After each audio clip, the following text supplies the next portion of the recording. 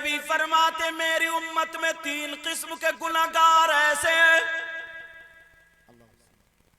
अगर वो नमाज पढ़े तो उनकी नमाज कबूल नहीं होती।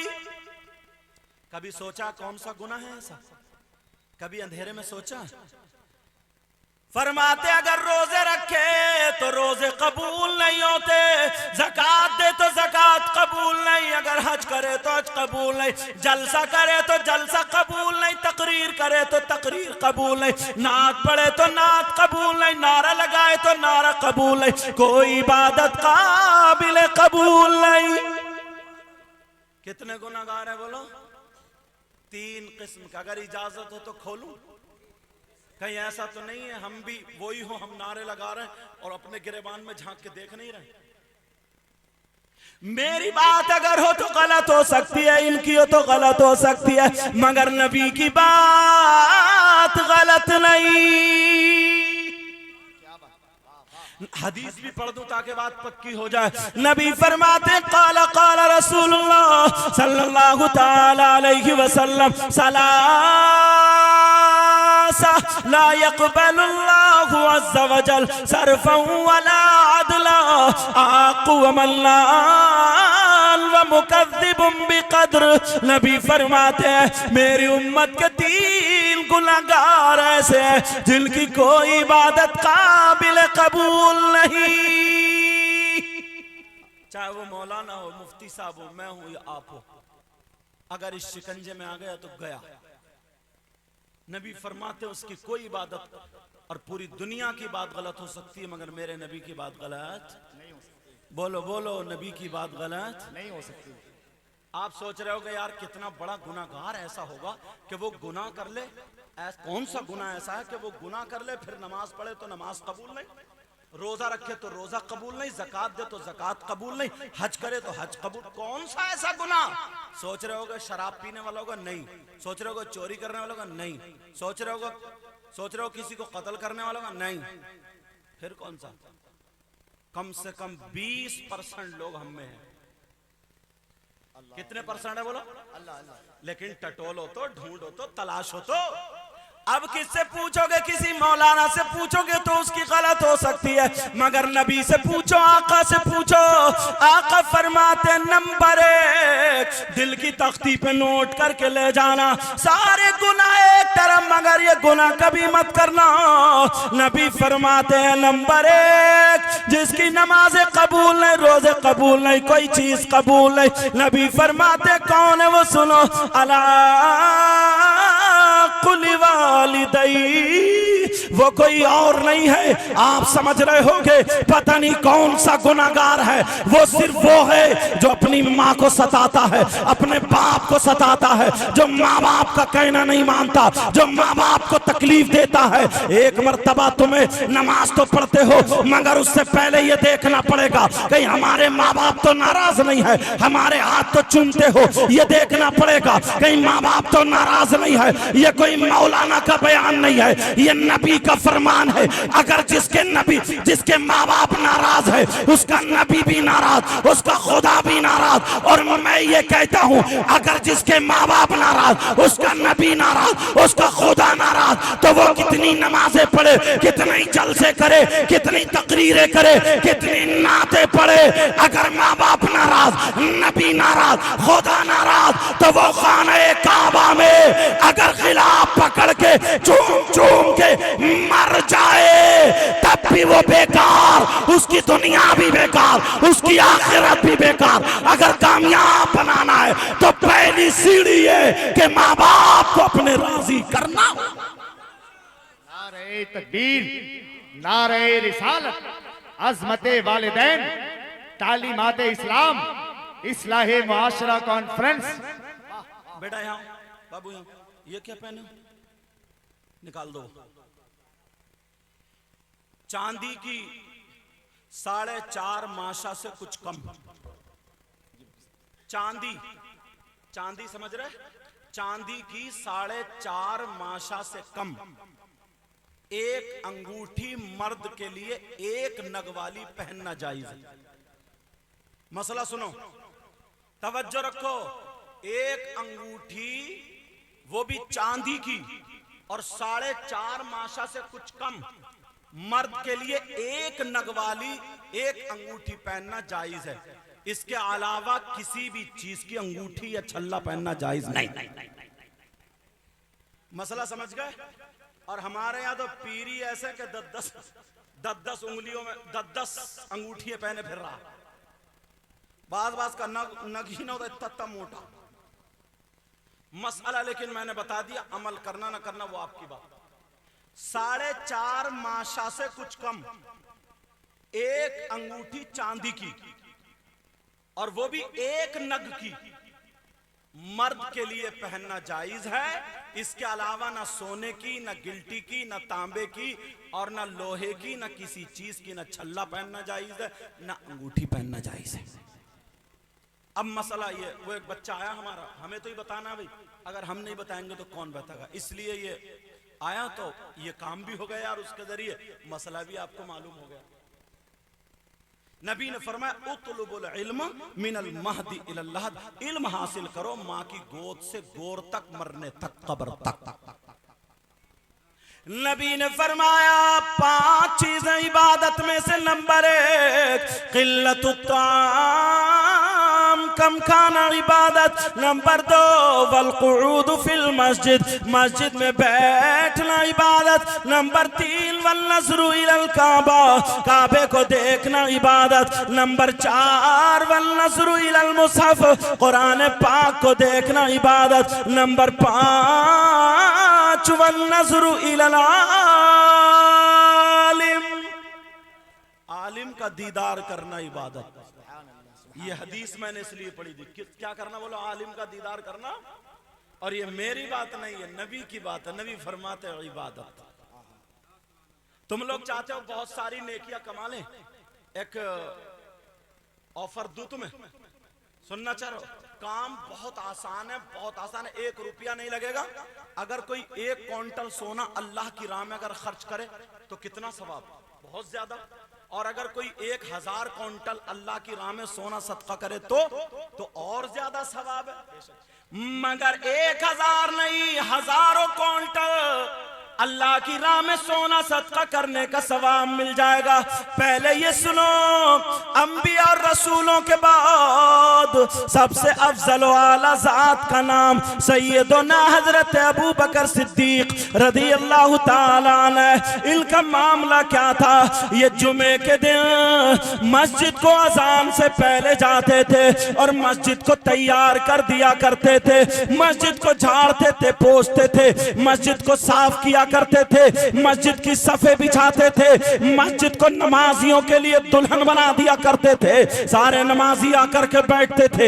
इनका नंबर कभी पहली सफ में, कभी दूसरी, कभी तीसरी, कभी चौथी, 5वीं सफ में। इनका यही मशगला था। लेकिन एक दिन क्या हुआ, एक सहाबी ने आका की बारगाह में अर्ज किया, कहा आका जरा इतना बता दे, सोने आका जरा इतना बता दे, अबू बकर ऐसा क्यों करते हैं? मस्जिद को झाड़ते हैं, पोंछते हैं, कोई हदीस नहीं है, कुरान की आयत नहीं है, मगर ये क्यों साफ करते हैं? इसका मामला क्या है? अबू बकर सिद्दीक के जहन में क्या चल रहा है? तो कयामत तक के मुसलमानों के लिए नबी ने बयान फरमा दिया, चाहे वो अब कहीं का भी हो, लेकिन तुम सुनो, नबी बयान फरमाते हैं, जुमे का दिन है, मिंबर शरीफ पर खड़े हो करके आना के लाल बयान फरमाते हैं, अगर कोई मोमिन बंदा जुमे के दिन मस्जिद को झाड़ेगा, पोंछेगा, साफ करेगा, साफ करने के बाद एक मुट्ठी कूड़ा निकाल करके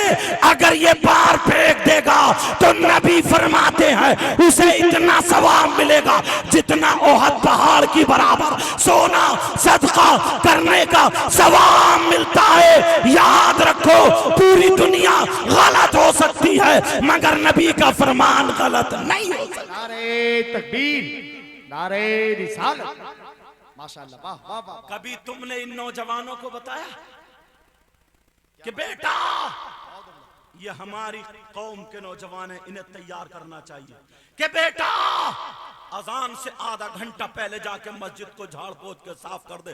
पूरी दुनिया गलत हो सकती है मगर नबी का फरमान गलत नहीं हो सकता। पीर का भी फरमान गलत हो सकता, मेरा भी तुम्हारा भी, मगर आका का फरमान गलत। जा करके मस्जिद को झाड़ दे, पोंछ दे, साफ कर दे, मस्जिदों के नमाजियों के लिए मस्जिद को तैयार कर दे, मगर एक भी नहीं। हालात तो ये है, अगर कोई सदर बन गया, कोई सेक्रेटरी बन गया, तो मालूम है क्या होता है? जुमे के दिन अगर जाके देखे कहीं जाला लगा तो कमर पे हाथ रख के कहता इमाम साहब क्या तुम्हें ये जाला नहीं दिख रहा?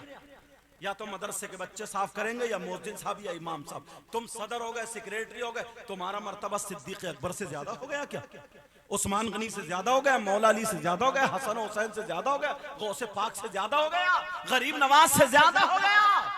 अरे मर्तबा तो ऊंचा मस्जिद में झाड़ू लगाने से ही होता है। क्या बात, वाह वाह वाह। झाड़ू लगाने से, मस्जिद में झाड़ू लगाओगे, जितना मस्जिद को साफ करोगे उतना अल्लाह ताला तुम्हारे दिलों को साफ कर देगा। लेकिन अब मैं तुम्हारी तरफ आना चाह रहा हूं, एक हदीस ऐसी पढ़ूंगा कि कलेजा मुंह को आ जाएगा।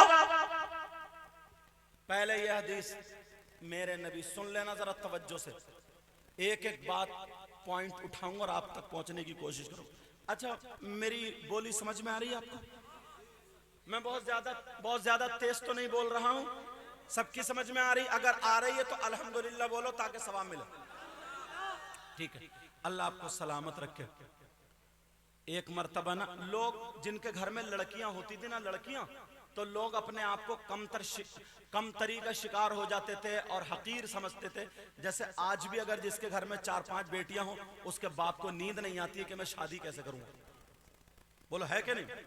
मगर मेरे नबी ने साहबा के दरमियान बयान फरमाया, मेरे जानिसारो चाहने वालों, परेशान मत हो, लड़कियों को बुरा मत समझो। अगर जिसके घर में 3 बेटियां हो और वो उनकी सही परवरिश कर दे तो वो जन्नत का हकदार। 3 बेटियों की वजह से जन्नत। अब फिर एक सहाबी खड़े हुए, आका अगर जिसकी 2 हो तो? नबी ने फरमाया उनकी भी सही परवरिश कर दे तब भी जन्नत का हकदार।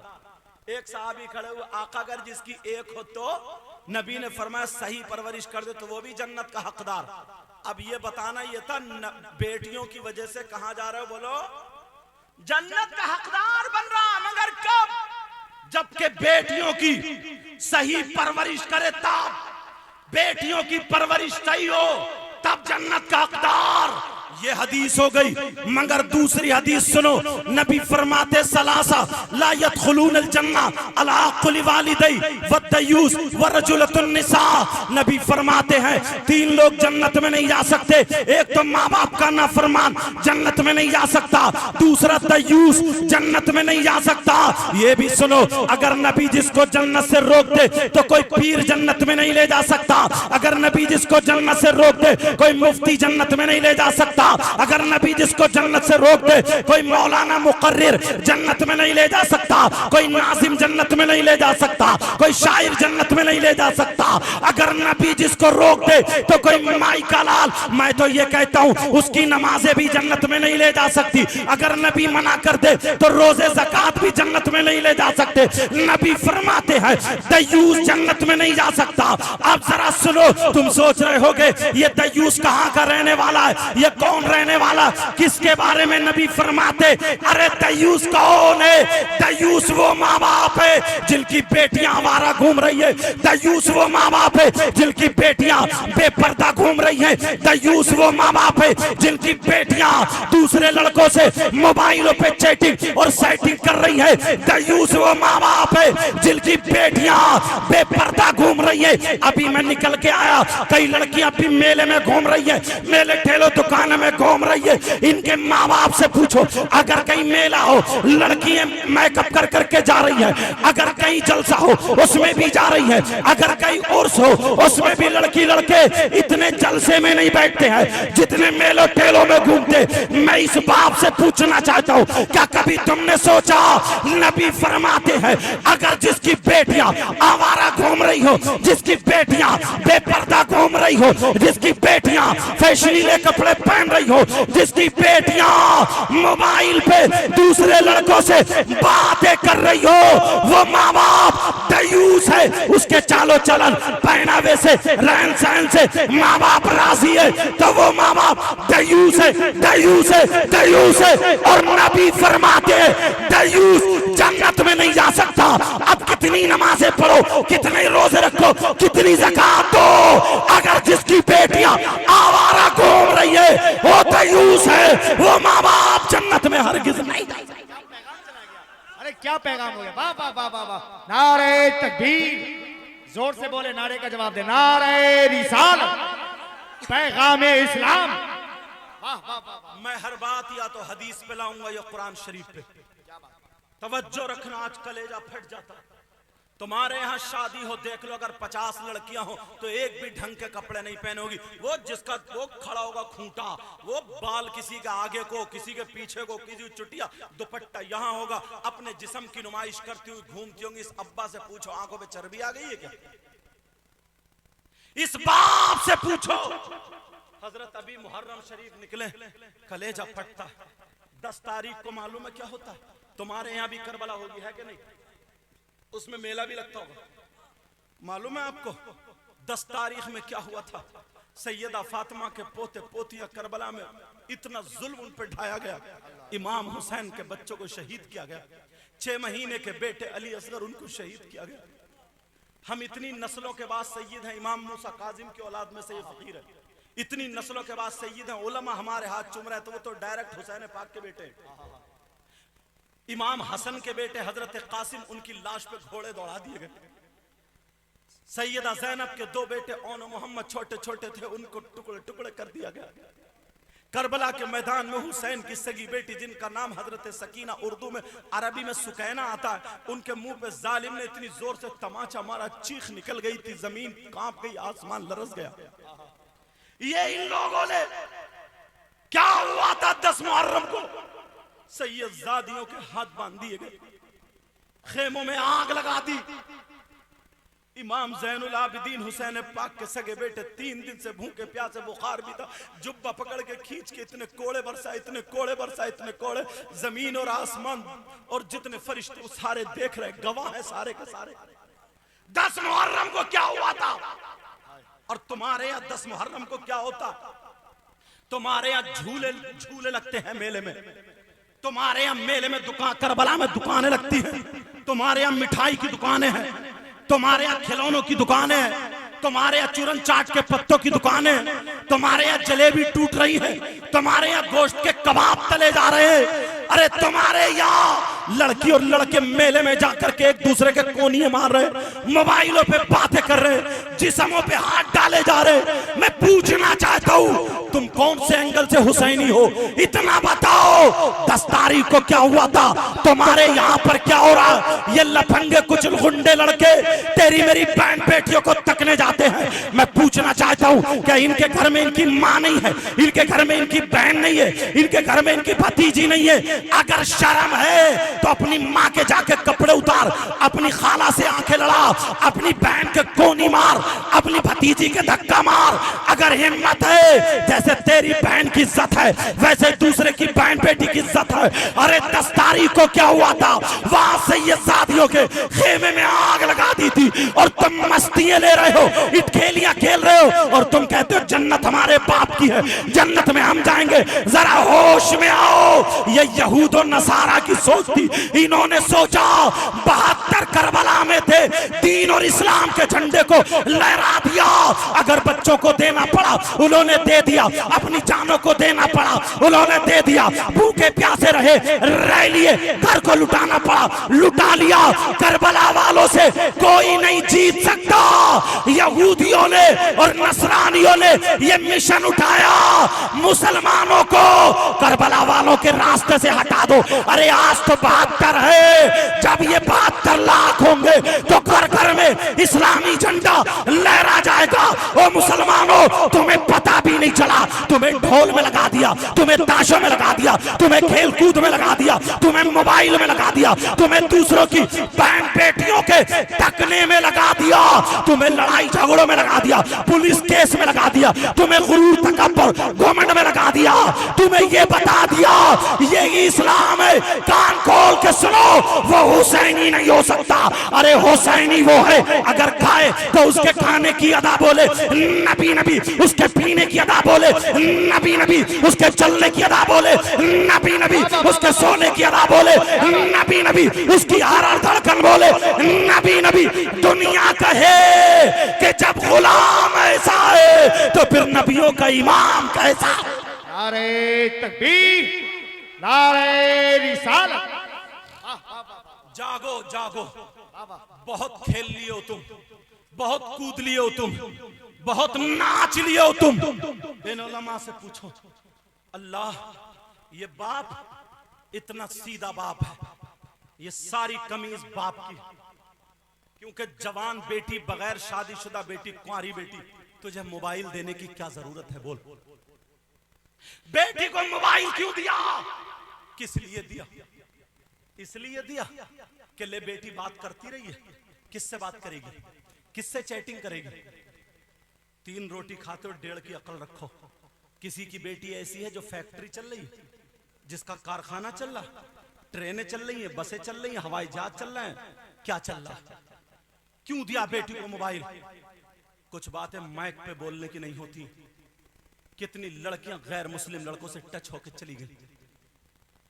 होश की पियो ये उलमा जो बाहर निकल मद्रास, चेन्नई वगैरह जाते, इन लोगों को पता होगा। तुम तो घर में रह रहे हो। इन उलमा से पूछो कितनी मेहनतें करनी पड़, कितनी लड़कियां मुसलमान थी, धर्म चेंज, धर्म परिवर्तन, खत्म, खलास। तुम्हें क्या पता? ये बाप बेटी को मोबाइल क्यों दिया है मुझे बताओ। जिस लड़की ने, इस बस्ती का क्या नाम है हजरत? जगदीशपुर। जो लड़की कभी जगदीशपुर से निकल के बाहर नहीं गई, उसके पास बंबई का फैशन कहां से आया? बोलो।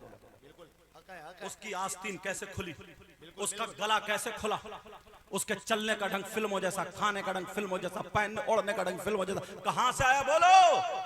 है हिम्मत जवाब देने की? नहीं दोगे। मैं तुम्हें खुदा खुदा के कहता हूं, अरे बड़ा जन्नती है, तो ये भी नोट उछल उछल के देते रहेंगे। सच में अब तो हम जन्नती हो गए।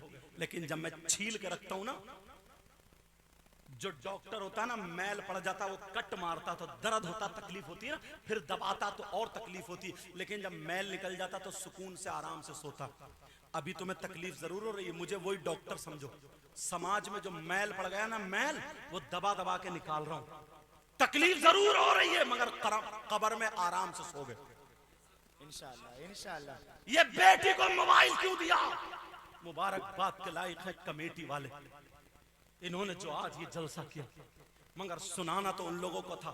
ये तो अच्छे अच्छे रह गए जो ज्यादा नचकइये हैं ना, जैसे बैंड बाजा बज जाए, घोड़ों की तरह नाच रहे हैं, डीजो पे नाच रहे हैं, वो नचकइये तो चले गए, मगर कोई ना कोई तो उस टाइम पे बोलता ही। लेकिन सुनो, बेटी को मोबाइल किसने दिया? ये बाप ने दिया, बाप ने। मैं पूछना चाहता हूं, ये खाने का ढंग फिल्मों जैसा, पहनने ओढ़ने का ढंग फिल्मों जैसा कहां से आया? ये इसी मोबाइल की देन है। कितनी लड़कियां आज बर्बाद हो गई, फैशनीले कपड़ों पे आ गई, लगता ही नहीं मुसलमान की बेटी है। अगर तुम्हें देना है ना, इनके हाथों से मोबाइल लेकर के दीनी किताब दे दो, इस्लामी किताब दे दो। अगर पढ़वाना है इन्हें बुखारी शरीफ पढ़वाओ, पढ़वाना है इन्हें तिरमिजी शरीफ पढ़वाओ, इब्ने दाऊद पढ़वाओ, इब्ने दाऊद शरीफ पढ़वाओ, इब्ने माजा पढ़वाओ, पढ़वाना तो मुस्लिम शरीफ पढ़वाओ, और नीचे तक अगर आ जाओ सैयदा फातिमा की जिंदगी पढ़वाओ, हजरत मैमूना की जिंदगी पढ़वाओ, हजरत हफ्सा की जिंदगी पढ़वाओ, हजरत ज़ैनब की जिंदगी पढ़वाओ, हजरत सफिया की जिंदगी पढ़वाओ, हजरत रुकैया की जिंदगी पढ़वाओ, गौसे पाक की माँ की जिंदगी पढ़वाओ, गरीब नवाज की बेटी की जिंदगी पढ़वाओ, साबिर पाक की माँ की जिंदगी पढ़वाओ। क्या तुम्हारे यहाँ लड़कियों के मदरसे नहीं है? जरूर होंगे, लड़कियों के मदरसे जरूर होंगे। आज मोबाइलों से निकालकर मदरसों में दाखिल कर दो, इनके हाथों में दीनी किताब होगी। अगर ये हमारी बेटी सैयदा फातिमा की जिंदगी को पढ़ेगी तो अब ये मोबाइलों में नहीं बल्कि ये किताबों में देखेगी। सबसे अच्छी लड़की कौन है, सबसे ज्यादा खूबसूरत लड़की कौन है, सबसे बेहतर लड़की कौन है, तो कभी तो गौसे पाक की मां आएंगी, कभी गौसे पाक की बेटी आएगी, कभी गरीब नवाज की बेटी आएगी, और आगे पढ़ेगी तो कभी नबी की बेटी हजरत फातिमा आएंगी, कभी सैयदा ज़ैनब आएगी। खुदा की कसम, अगर हमारी बेटी सैयदा फातिमा की जिंदगी को पढ़े तो खाएगी हमारी बेटी, लेकिन ढंग फातिमा का होगा। पिएगी हमारी बेटी, ढंग फातिमा का होगा। सोएगी हमारी बेटी, ढंग फातिमा का होगा। उठेगी बैठेगी हमारी बेटी, ढंग फातिमा का होगा। चलेगी फिरेगी हमारी बेटी, ढंग फातिमा का होगा। अगर ऐसी बेटी बाप के घर में हो तो बाप के लिए रहमत बनती है, और अगर जब शौहर के घर में जाए तो शौहर के लिए नेमत बनती है, और जब मां बने तो औलाद के लिए इसके कदमों के नीचे जन्नत होती है। नारे तकबीर, नारे रिसालत, पैगामे इस्लाम, मजहबे इस्लाम, हजरत अल्लामा मुफ्ती सैयद मुकीमुर रहमान साहिब किबला। वाह वाह वाह वाह। लोग डॉक्टरी पढ़ के आते तो हॉस्पिटल बनाते, MBBS करके आया मुझे हॉस्पिटल बनाना, MD करके आया हॉस्पिटल में, BOMS हॉस्पिटल बनाना। लोग वकालत पढ़ के आते हैं, एडवोकेट हो गया, अब वो वैसे ही केसेस देखता है। जो सीख क्या है, जो पढ़ क्या है, ये आलिम लोग पढ़ के आते हैं। तुम्हारे यहाँ का एक बच्चा, मुझे नाम मालूम नहीं है, शायद मैंने पूछा भी था, उनका नाम मोहम्मद तुफैल तो नहीं है। उन्होंने हॉस्पिटल नहीं बनाया, नजर में आया कि अगर लड़की हमारे इलाके की, हमारे गांव की, अगर उस तक दीन पहुंच गई, ऐसा नहीं है सारी लड़की जो फैशनीले कपड़े पहने पड़ी ये सब गलत है, गलत नहीं है, बस इनको देखा इनको देखा इनको देखा, मैंने भी पहन लिया, सही है, सही हक है। ये मामला ज्यादा है। इन्होंने आकर के शोरूम जूतों का नहीं खोला, कपड़ों का नहीं खोला, मदरसे से पढ़ के आए। इन्होंने अपने गांव को पहले देखा, सुधारना कहां से, चलना कहां से है। इन्होंने लड़कियों का मदरसा खोल लिया। अब तुम इस लायक भी नहीं है जो बच्चियों को अपने भेज दो। और मैं इतना जरूर कह के जाऊंगा, उन्हीं लड़कियों से जो आलिमा है उनसे महीने में या 15 दिन में एक प्रोग्राम औरतों का जरूर रखा जाया करे, घर घर जा करके हफ्तावारी या 15 दिन में या एक महीने में, ताकि उन तक पर्दे की बातें पहुंचे। कौन है जो बाप बताएगा? बाप आलिम है फिर भी वो मसला बेटी को नहीं बता सकता। बाप मुफ्ती है फिर भी वो मसला बेटी को नहीं बता सकता जो मैं बताऊंगा। बताओ, अगर लड़की बालिग हो जाए तो अब उसे कितने दिनों, उसको जब खून आता महीने में नापाक होती है तो कितनी किस्म का खून होता। अगर हैज आएगा, हैज बोलते किसको, कम से कम की मुद्दत इसकी 3 दिन की, ज्यादा से ज्यादा 10 दिन की। ये कौन बताएगा उसको पाक रहने का तरीका? बेटी कैसे कपड़े पहनोगी, कैसे कपड़े पहने जाएंगे, इन दिनों में तुम क्या कर सकती हो, कुरान को हाथ लगा सकती हो या नहीं, नमाज पढ़ सकती हो नहीं। ये बाप अगर मुफ्ती भी तब भी अपनी बेटी को नहीं बताए, क्योंकि ये शर्म की बात है। लेकिन एक आलिमा बताएगी, आलिमा बताएगी। बहुत सारे मसले ऐसे हमारे जहन में हम जलसों में बता नहीं पाते, बोल नहीं पाते, क्योंकि शर्म की बातें बोल नहीं पाते। लेकिन ये आलिमा बताएगी। अब वो आलिमा से जो हमारे घर की माँ बहन सीख जाएगी, वो अपनी बेटियों को बताएगी। ये माँ की जिम्मेदारी 15-15 साल की हो गई, 18-18 साल की, उनकी चुटियां बनाना सीख गई, मेकअप करना सिखा दिया, लाली लगाना सिखा दिया, मगर पाक रहना नहीं सिखाया। पाकी में कितने दिन नमाज पढ़ सकती है और नापाकी में कितने दिन नहीं पढ़ सकती, ये नहीं बताया। 3 दिन से अगर कम आए तो नमाज पढ़ेगी नहीं पढ़ेगी, 10 दिन से ज्यादा अगर खून आए तो नमाज पढ़ेगी, ये नहीं बताया। बस लाली मेकअप ये कौन बताएगा? ये जो अब मदरसे खुल रहे हैं और ये जितने मस्जिदों में पढ़ाते हैं, मदरसों में पढ़ाते हैं, ये कपड़े की दुकान नहीं खोले, ये वो दुकान खोले दीनी और इस्लामी फैक्ट्री, इस्लामी, जहां से हाफिज कुरान बनते। और इस मदरसे से मुझे पता चला एक बच्चा हाफिज कुरान हुआ। क्या बात, हाफिज कुरान, एक बच्चा हाफिज कुरान हुआ। अल्हम्दुलिल्लाह, ये तुम्हारे लिए एक प्रोडक्ट हो गया, तुम्हारे लिए एक दरख्त हो गया, तुम्हारे लिए ये एक बैंक में खाता खुल गया। अब जहां जहां ये कुरान सुनाने जाएगा, जहां जहां ये पढ़ने जाएगा, इसे सवाब मिलेगा। तो जिसने इस मदरसे को देखा होगा, जिसने इस मदरसे में मदद की होगी, जिसने इस मदरसे में काम किया होगा, इस बच्चे को जिसने पढ़ाया होगा, पढ़वाया होगा, उन सबको सवाब मिलेगा। जिसने खाना खिलाया होगा सबको सवाब मिलेगा। लेकिन चलो, अब मैं जो बता रहा था तुम ठंडे ना हो जाओ, कहीं बात निकल ना जाए। बताओ बातें समझ में आ रही है नहीं? दूसरी बात एक और लेके चलता हूं, एक और उठाता हूं। इस वक्त में सिर्फ यही बता सकता हूं, क्योंकि आप लोग 2 तो बजी चुके होंगे। इस वक्त में वैसे नींद का गलबा हो जाता है, आदमी थक भी जाता है, सुनते सुनते भी थक जाता है। मगर मेरी आदत नहीं है कि इतने हाथ उठाओ, इतने कूदो, इतने कूदो नहीं। अल्लाह के वास्ते बस सुन करके अमल करने की जरूर नियत कर लेना, अमल करने की नियत जरूर कर लेना। अब मैं पूछना चाहता हूं, तुमसे एक सवाल करना चाहता हूं। सारे लोग मेरी तरफ को तवज्जो दो। सवाल ये है, बताओ तुमने कोई शख्स ऐसा देखा है, कैसा कि वो बेटा हो, अपनी माँ का लाल हो, अपनी माँ का सपूत हो, जो अपनी माँ का बेटा हो, मगर वो बेटा कैसा हो, जो अपनी माँ पे गलत नजर डालता हो, अपनी माँ के साथ मुंह काला करता हो, अपनी माँ के साथ गलत हरकत करता हो। मेरा इशारा समझ गए होगे। मगर कौन बेटा ऐसा है जो अपनी माँ के साथ जिना करे? अगर तुम्हें कोई ऐसा शख्स मिल जाए, बोलो आज तक तुमने देखा कोई ऐसा? नहीं देखा ना बोलो, नहीं देखा ना बोलो, हाँ या ना बोलो, नहीं देखा ना। अगर तुम्हें मिल जाए तो बोलो उससे दोस्ती करोगे, हाँ या ना करो, ताकि मुझे पता चले। बोलो उससे दोस्ती करोगे? अगर तुम्हें मिल जाए उससे रिश्तेदारी करोगे? अगर तुम्हें मिल जाए उसके गले में हाथ डाल के घूमोगे? अगर तुम्हें मिल जाए उसे क्या एक प्लेट में खिलाओगे? बोलो नहीं खिला सकते।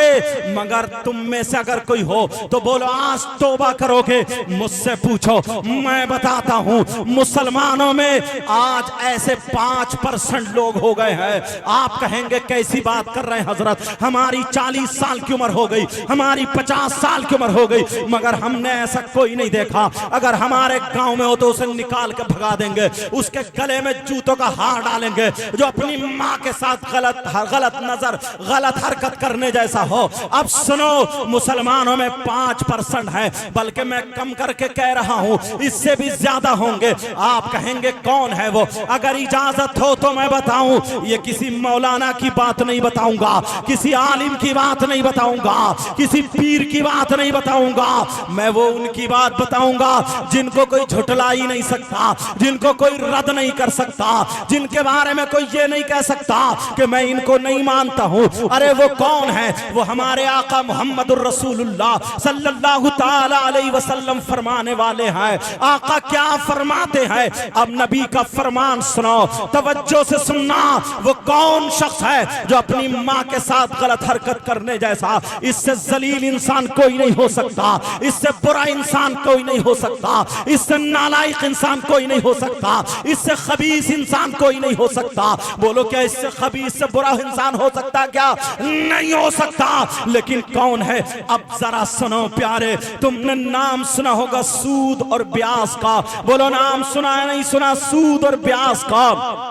कितने लोग सूद और ब्याज का कारोबार करते हैं? मुसलमानों में सूद और ब्याज का कारोबार करते हैं। तुम्हारे यहाँ जमीन है, काश्तकारी होती होगी, याद रखना जमीन रहन पर रखी जाती है। उसका एक तरीका यह है, अगर किसी ने 2 एकड़ जमीन ली और 2 एकड़ जमीन लेने के बाद 2 साल के लिए, 3 साल के लिए 2 लाख रुपए पे ले ली, फिर उसके बाद टाइम पूरा हो गया छोड़ दी, ये भी जायज है। अगर किसी ने ये कहा मैं 10 क्विंटल अनाज दूंगा या 50 क्विंटल, जितने पे तय हो गया, तो ये भी जायज है। और अगर किसी ने ये कहा लो 2 लाख रुपए ले लो और जमीन मुझे दे दो, जब पूरे के पूरे तुम मुझे 2 लाख वापस करोगे तब मैं तुम्हारी जमीन छोड़ूंगा, ये नाजायज और हराम है, ये नाजायज और हराम है। इसको तुम क्या बोलते हो खुद समझ लेना। गांवों में कुछ मीटिंगें चल रही हैं, गांवों में कुछ पार्टियां चल रही हैं, गांवों में कुछ चिटें चल रही हैं। बेटा मीटिंग का मामला यह है, मैं तुम्हें तुम्हें समझा दूं, तुम खुद समझ जाओगे। 10 लोग इकट्ठे हो जाते, इकट्ठे होने के बाद हर महीने में 10-10 हजार रुपए जमा करते हैं। 10-10 हजार रुपए जमा करने के बाद अब जब एक महीना होता है तो उसकी बोली लगती है। कोई 90 हजार पे उठा रहा है, कोई 80 हजार पे उठा रहा है, कोई 85 हजार पे उठा रहा है। बोलो ऐसा होता नहीं होता है? उसको क्या बोलते हैं तुम्हारी जबान में मुझे पता नहीं, क्या बोलते हैं यहाँ पर? मेरे यहाँ तो कमेटी, हाँ मेरे यहाँ तो उसको मीटिंग या कमेटी कह लो, चलो कमेटी बोलते हैं। अगर किसी ने कमोबेश के साथ की है तो ये भी नाजायज और हराम है। ऐसा लुकमा खिलाना बच्चों को हराम है। तुम जो 20 हजार बचे या 10 हजार बचे फिर वो 10 बांट लेते हैं। हाँ अगर तुमने 20 लोगों की या 10 लोगों की कमेटी बनाई और कमेटी बनाने के बाद 10-10 हजार जमा किए, 10 लोगों के 1 लाख हो गए। अब पूरे के पूरे 1 लाख इस महीने इन्होंने उठा लिए, अगले महीने इन्होंने उठा लिए, अगले महीने इन्होंने उठा लिए। 1-1 लाख रुपए पूरे के पूरे, 1 रुपया ना कम ना ज्यादा। ये जायज है, ये जायज है, ये जायज है, लेकिन कम में उठाना ये नाजायज और हराम है। समझ रहे? और अगर एक ही महीने में इन्हें भी जरूरत है और इन्हें भी और इन्हें भी, अब तीनों में से एक ही उठा सकता, क्या करे? तो कमोबेश के साथ नहीं उठा सकते। अगर कमोबेश के साथ उठाया तो ये नाजायज और हराम है। और अगर हाँ किसी ने पत्ती डाली, कुरा डाला, कुरा डालो, जिसका नंबर आ जाए वो उठा लो, ये जायज है, जायज। मैं वो तरीके बता रहा हूं जिसमें लोग ज्यादा गिरफ्तार हैं।